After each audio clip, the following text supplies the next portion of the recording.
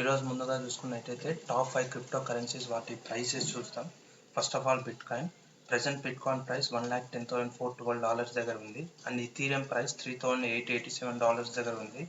Binance $1,096 దగ్గర trade అవుతుంది. And XRP $2.51 దగ్గర, సొలానా $186 దగ్గర ట్రేడ్ అవుతుంది. సో ఓవరాల్గా లాస్ట్ 24 అవర్స్లో చూస్తే బిట్ కాయిన్, ఇథీరియం, BNB స్లైట్గా పెరిగాయి అండ్ XRP అండ్ సొలానా స్లైట్గా తగ్గాయి. And next Solana ETF. రీసెంట్గా సొలానా ETF అప్రూవల్ అయిన విషయం తెలిసిందే. సో బిట్వైజ్ సొలానా ETFలో రికార్డ్ స్థాయిలో ఇన్ఫ్లోస్ అనేవి జరిగాయి. ఇది ఫస్ట్ 2 డేస్లోనే $129 మిలియన్ ఇన్ఫ్లోస్ అనేవి చూసింది.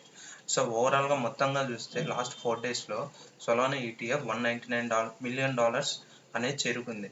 సో ఇంత పాపులారిటీ రావడానికి మెయిన్ రీజన్ ఏంటంటే ఇవి ఇచ్చే స్టేకింగ్ రివార్డ్స్. సొలానా ETFలో 5.7% యాన్యువల్ రివార్డ్స్ అనేవి ఇస్తాయి. సో ఇవి బిట్ కాయిన్ అండ్ ఇథీరియం ETFలలో లేదు.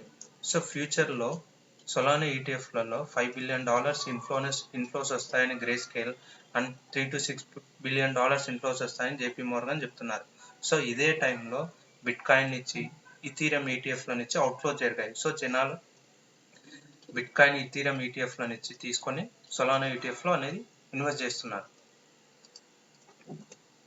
సో నెక్స్ట్, రొమానియాలో పాలి మార్కెట్ నిషేధం. సో ఫస్ట్ ఆఫ్ ఆల్ పాలి మార్కెట్ అంటే ఏంటి? ఫ్యూచర్లో ఏవైనా ఈవెంట్స్ జరుగుతుంటే ఆ ఈవెంట్స్లో క్రిప్టో కరెన్సీ ద్వారా మనం బెట్టింగ్ చేయొచ్చు. సో ఎందుకు నిషేధించారు? ఫస్ట్ ఆఫ్ ఆల్ ఇది లైసెన్స్ లేకుండా రొమానియాలో వర్క్ చేస్తుంది. సో రీసెంట్గా రొమానియాలో ఎన్నికలు జరిగాయి. ఆ ఎన్నికల్లో నియర్లీ $600 మిలియన్ పైగా క్రిప్టో కరెన్సీ ద్వారా బెట్టింగ్ అనేది జరిగింది. సో వీళ్ళు ఇది ప్రమాదకరంగా ఊహించి అక్కడ ఇంటర్నెట్ ప్రొవైడర్ల ద్వారా ఆ వెబ్సైట్ని బ్లాక్ చేసింది. సో రొమానియానే కాకుండా ఫ్రాన్స్ అండ్ బెల్జియం కూడా పాలి మార్కెట్ని నిషేధించింది. Next FTX investors loss. So ఆ FTX గురించి ఆల్మోస్ట్ అందరికి తెలిసే ఉంటుంది. సో FTX ఎక్స్చేంజ్లో ఎవరైతే ఇన్వెస్ట్ చేసింటారో ఆ ఇన్వెస్టర్స్కి ప్రజెంట్ 9 to 46% మాత్రమే వాళ్ళు ఇన్వెస్ట్ చేసిన అమౌంట్ అనేది తిరిగి వస్తుంది. ఎందుకు ఇంత తేడా అంటే 2022లో ఎవరైతే FTXలో ఇన్వెస్ట్ చేసి ఉంటారో వాళ్ళకు ఎగ్జాంపుల్ చెప్పాలంటే మీకు 2022లో బిట్ కాయిన్ వాల్యూ ₹100 ఉందనుకోండి. సో ప్రజెంట్ వాళ్ళు ఆ ₹100కి ₹143 యాడ్ చేసి 143% ఇస్తున్నామని చెప్తున్నారు. కానీ ఇదే టైంలో బిట్ కాయిన్ అనేది ₹500కి వెళ్ళింది. సో ₹500 ఎక్కడ, ₹143 ఎక్కడ? సో దాదాపు ప్రజెంట్ ఉన్న వాల్యూలో 22% మాత్రమే వాళ్ళు తిరిగి ఇస్తున్నారు. అదే ఇథీరియంలో అయితే 46% మాత్రమే ఇస్తున్నారు. అండ్ సొలానాలో అయితే ఇంకా 12% మాత్రమే ఇస్తున్నారు. సో కానీ కొన్ని ఎక్స్చేంజ్లు మాత్రం కొన్ని ప్రాజెక్టులు మాత్రం FTXలో ఎవరైతే ఇన్వెస్టర్స్ ఇన్వెస్ట్ చేస్తుంటారో వాళ్ళకు ఉచితంగా ఎయిర్ డ్రాప్లు అనేది ఇస్తుంది. రీసెంట్గా పారాడాక్స్ అనే కంపెనీ కొంత ఎయిర్ డ్రాప్స్ అనేవి చేశాయి. China America deal. రీసెంట్గా సౌత్ కొరియాలో అమెరికన్ ప్రెసిడెంట్, చైనీస్ ప్రెసిడెంట్ మధ్య ఒక బిజినెస్ డీల్ అనేది జరిగింది. సో ఇందులో చైనా అమెరికాకి ఏం సాయం చేస్తుంది, అమెరికా చైనాకి ఏం సాయం చేస్తుంది అనేది చూస్తాం.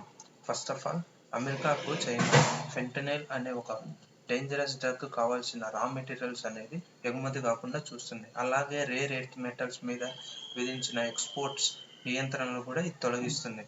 సో రిమైనింగ్ ఫార్మింగ్ ప్రోడక్ట్స్ మీద కూడా విధించిన పన్నును అనేది ఇది రద్దు చేస్తుంది.